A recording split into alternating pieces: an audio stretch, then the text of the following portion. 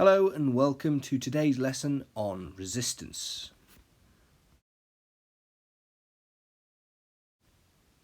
Our learning objectives today are to recall that current depends on both the resistance in the circuit and the potential difference. We need to remember the units for current, resistance and potential difference and apply the relationship between these two values. Finally, we need to be able to explain why some resistors have a constant value for resistance, whereas others have the resistance change as the current changes. The current flowing through a circuit will depend on both the potential difference and the resistance in the circuit.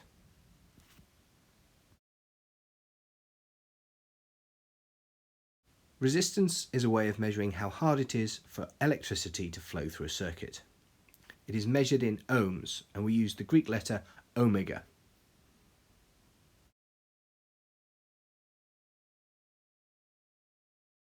Now here we have a simple circuit with a single bulb in it. The question is, what would happen if we added a second bulb to this circuit? How would that affect the current flowing through the circuit? Here we've added a second bulb. By adding the second bulb, we increase the resistance in the circuit. And because the resistance is increased, it is harder for the electrons to make their way around the circuit. As a result, they do so more slowly, so the overall flow of electricity is reduced. We call this the current. The total resistance in the circuit depends on the resistance of the different components. The higher the total resistance, the smaller the current flowing through the circuit.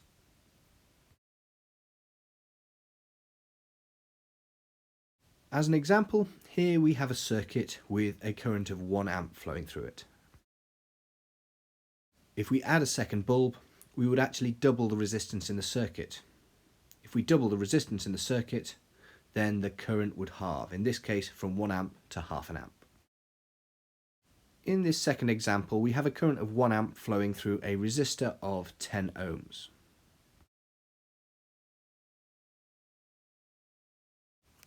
If the resistor was replaced with a 5 ohm resistor, what would be the current?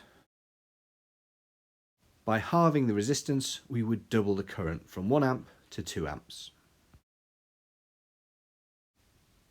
The equation that connects potential difference or voltage with current and resistance is V equals IR. Voltage equals current times resistance. As an example of this equation, if we wanted a current of 3 amps flowing through a 10 ohm resistor, we would use this equation to find the potential difference we would need. The first thing is to write down what we know. The current is 3 amps, the resistance is 100 ohms. Then using the equation V equals IR, we times the current by the resistance, 3 times 100. This gives us an answer of 300 volts. You may need to rearrange this equation to find out either the current or the resistance, and you can use the equation triangle shown here to find either V equals IR, I equals V over R, or R equals V over I. Can I ask you to pause the video now and copy this down? A slightly more complicated example now, using the rearrangement. If we had a 1.5 volt battery and we held it between our fingers, we would have a current of about 10 microamps. Now a microamp is about a millionth of an amp. First step is to write down what we know. Voltage or potential difference is 1.5 volts and the current is 1 times 10 to the minus 6 amps. We then use the equation triangle to find the equation for R. R equals V over I, so 1.5 over 1 times 10 to the minus 6.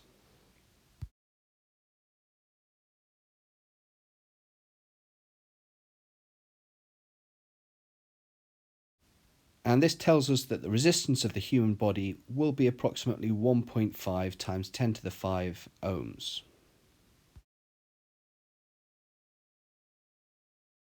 One experiment you may encounter in exams is the investigation of the resistance of a wire.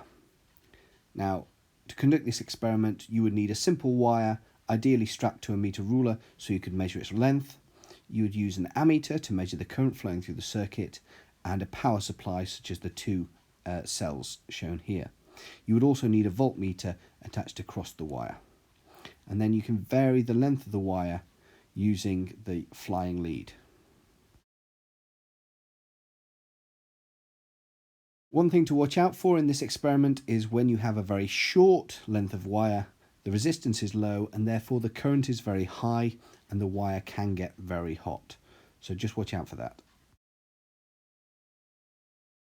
So to simplify our method, we would connect the cell, resistance wire and ammeter in series, then connect the voltmeter in parallel over the length of wire, take measurements for voltage and current, use these to calculate the resistance, and then change the length of the wire, repeating the measurements.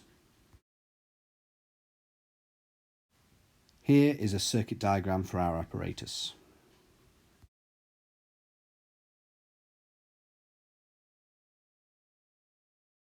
Here is some sample data for the experiment. I'd like you to now pause the video and copy this table into your books, completing the calculations to find resistance.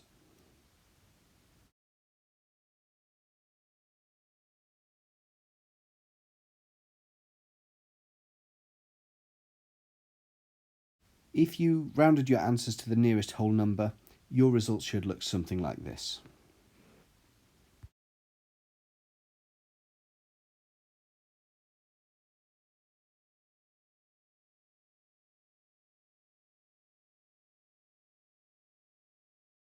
And if we were to plot a graph of the resistance we found against the length of wire, we would expect a linear relationship like we see here, with the resistance of the wire increasing as the length of the wire increases. Now, metal is made up of positively charged ions arranged in a regular pattern. These ions are formed when the electrons leave the outer shell. These delocalized electrons are free to move throughout the metal. The resistance is produced when the electrons collide with the ions in the lattice. This is why resistance in some components changes with current.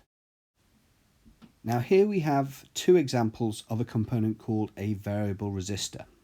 This is a component which allows its resistance to be changed by either increasing it and therefore reducing the current flowing through the circuit, or reducing the resistance to increase the current flowing through the circuit. You see these used in volume controls or light dimmer switches. Now we're going to look at some questions which initially might look more complicated than what we've covered previously.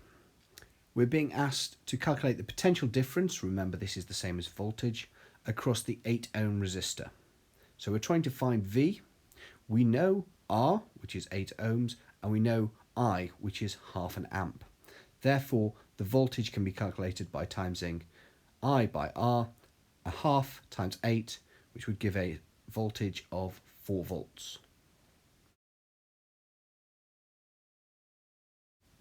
In the second part of this question, we're now being asked to find the resistance of component X.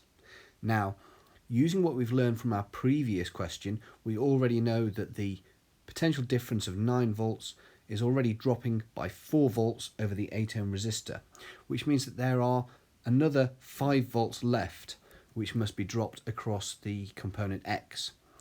Now, knowing that the potential difference drop is 5 volts and the current is still going to be half an amp, we can rearrange V equals IR to make R the subject again, and we will find R equals V over I.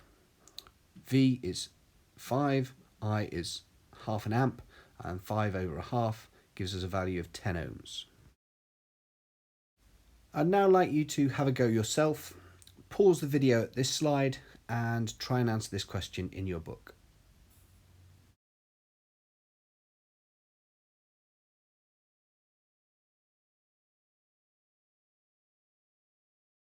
Fairly simple to start with. Each cell is 1.5 volts. There are 4 of them, therefore 4 lots of 1.5 is a total of 6 volts. Once again, pause the video while you work through this question and answer it in your book.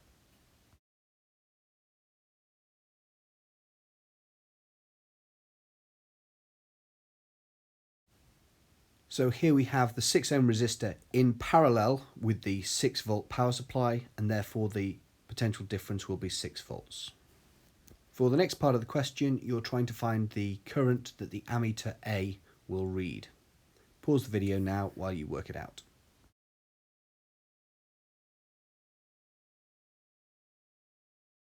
To find the total current, we would have to add the current from both branches together to give us a value of 0.3 amps.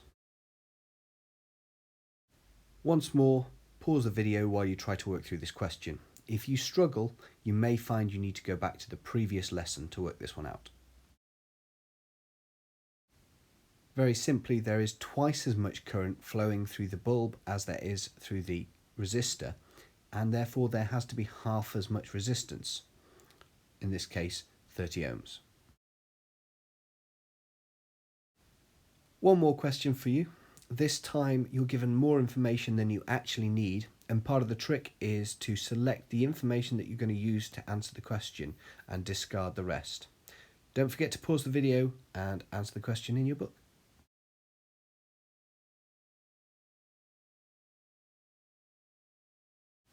If you look back through the question, you'll notice in this case the very first sentence doesn't actually give you any useful information to answer the problem. If you manage to extract the right information, then you can use the equation V equals IR and find the answer. One final question. This time we have an extension task, so this is optional if you manage to get this far, but I would encourage you all to have a go at it. Once again, pause the video if you're going to attempt this question, and don't forget to do it in your book. And as you can see, we've calculated the resistance as 25.5 recurring, or 26 ohms, to round off to the nearest whole number. Well, that brings us to the end of today's lesson. I hope you found it useful, and thank you very much.